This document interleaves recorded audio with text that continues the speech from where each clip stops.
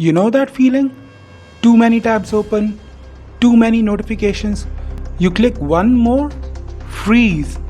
Not because that tab was broken, but because your system was maxed out. That's your brain in 2025. A 2009 UC San Diego study found that the average American consumed about 34 gigabytes of information per day. And that was before TikTok, push notifications, and 24/7 AI content. Keep in mind that study is over a decade old. With the rise of smartphones, social media, and non-stop digital noise, today's numbers are likely way higher. That's like trying to stream Netflix, YouTube, and TikTok simultaneously in your brain. And that's not speculation. We have linked the latest data and reports in the video description. It's not about intelligence, it's not about curiosity, it's about bandwidth. We're not rejecting truth because it's false. We are rejecting it because it's one more thing we don't have the mental energy to process. Not rage, not denial, just shut down. We've mistaken silence for stupidity, but what we are really seeing is exhaustion.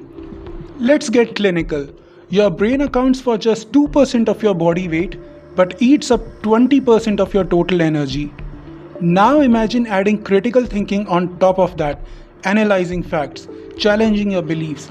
That's like adding weight to a runner mid-sprint. The catch? System 2 is high maintenance. It needs rest, fuel, time. When we are tired, stressed, multitasking, or doom scrolling, System 2 checks out. System 1 takes the wheel. And System 1 hates nuance. It likes easy labels. Us versus them. Feelings over facts. So when someone hears something true but complex, uncomfortable, or contrary, their brain chooses the easy route. Ignore it. Not because they don't care, but because they literally can't care right now. You ever try explaining climate policy to your uncle after dinner? Try unpacking racial bias in a late night group chat? Or have deep debate at the end of a 10-hour workday? What do you hear? Whatever. Let's not get into that. I'm too tired for this. That's not ignorance. That's mental triage. And when people are drained, they default to what feels safe. They seek simplicity over complexity, emotion over analysis, echo chambers over contradictions, because certainty feels safe, ambiguity feels like work. That's why Wake Up and Think exists. This isn't a channel for outrage, it's a space for clarity, for people willing to look inward before pointing outward. We challenge assumptions, question narratives, and confront the biases we all carry, even the uncomfortable ones. If that resonates with you, if you are tired of mental shortcuts and ready for mental strength, like, share, and subscribe, not just to support us, but to expand a community of people who aren't afraid to think deeply, feel fully, and face truth, even when it's messy. Because the first step to changing the world is understanding how we process it. So when you wonder why people fall for conspiracy theories, why they repeat slogans instead of facts, and why they cling to feel-good lies, it's not just that they are misinformed, it's that they are mentally maxed out. Make America great again. Do your own research. It's all rigged anyway. These aren't logical positions, they are cognitive shortcuts. Quick downloads in a low battery brain. So what do we do with this knowledge? We adapt. We stop throwing 50-page PDFs at people already drowning. We stop shaming people for not thinking deeply when they are barely staying afloat.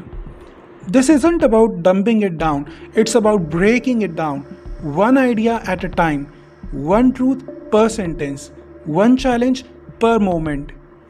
Truth isn't powerful just because it's right. It's powerful when it's understood. That's why strategic simplicity isn't weakness, it's survival. Use metaphors, use visuals, use emotion, not to manipulate, but to cut through the noise. And don't forget timing.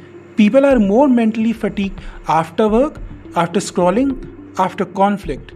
Those are the worst times to present complex truth bombs. It's not that they won't listen, it's that they can't. Want to get through? Be smart, be simple, be strategic. But here's the twist. What if the problem isn't mental fatigue? What if they do have the energy and they are still fighting you? What if the truth doesn't just drain them, it threatens them? That's not exhaustion, that's defensiveness, that's ego, identity, fear of collapse. And that's where persuasion becomes war.